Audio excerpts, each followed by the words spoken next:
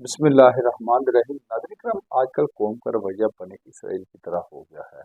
حضرت موسیٰ علیہ السلام کی قوم نے حالات کو جانتے بوجھتے ہوئے بھی موسیٰ علیہ السلام کو کہا، تم اور تمہارا خدا جا کر لڑیں، ہم یہی تماشا دیکھیں گے۔ ناظرین کرام، اس وقت دنیا تیسری جنگ عظیم کے دہانے پر کھڑی ہے۔ اسرائیل کے جنونی ذہنیت کے وزیر اعظم نے غزہ میں جو مسلمانوں کی نسل کشی کا سلسلہ شروع کیا ہے، اس کا دائرہ اختیار شام لبنان تک پھیل گیا ہے۔ کچھ مسلم ممالک یہ سوچ رہے ہیں کہ یہ جنگ عظیم صرف فلسطینیوں کی ہے، ہمیں کیا؟ جبکہ یہ جنگ نہ صرف عرب ممالک بلکہ ہر مسلم ممالک کے دروازے پر دستک دے رہی ہے۔ عرب ممالک سمیت تمام ملکوں کو وقتی طور پر چھوڑ دیں، لیکن پاکستان جس میں ہم رہتے ہیں، ہمارا وطن ہمارا آباء و اجداد کا مسکن ہے اور ہماری پہچان ہے، اس کے بارے میں فکر مند ہونا ایک فکری تقاضا ہے۔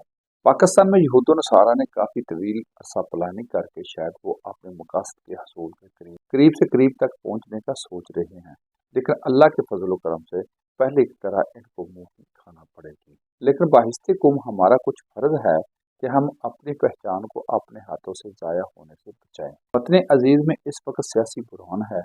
حکومت کے نزدیک سب اچھا ہے، لیکن گلی بازار کے حالات کچھ اور بتا رہے ہیں۔ یہ ایک قدرتی امر ہے کہ کرسی پر بیٹھا ہر شخص یہی سمجھتا ہے کہ سب کچھ اس کی منشا کے مطابق چلے گا، جب تک کل کے باغی آج کے حکمرانوں کا دروازے پر دستک نہ دے لیں۔ کچھ عرصہ سے آپ عالمی سطح پر اقتدار کی بے رحم منتقلی کا بخوبی اندازہ لگا سکتے ہیں۔ کسی نے بھی اقتدار خوشی سے نہیں چھوڑا، بلکہ حالات نے انصاف کو رائے فرار کرنے پر مجبور کر دیا۔ وطن عزیز میں اکثریتی اتحادیوں اور حکمرانوں کے تو کاروبار اور ٹھکانے اپنے ملک موجود ہے، تو اس کے باوجود ارکان اسمبلی کی تنخواہوں میں بے تحاشا اضافہ کیا جا رہا ہے۔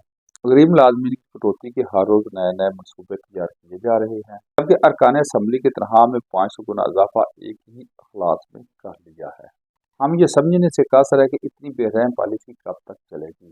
پاکستان کی ساری سیاسی قیادت خدمت کا نعرہ لگاتی ہے، لیکن خود کو نہیں بدلتے اور اسی کرپٹ نظام کو گلے لگا کر اس کو طول بخشتے ہیں۔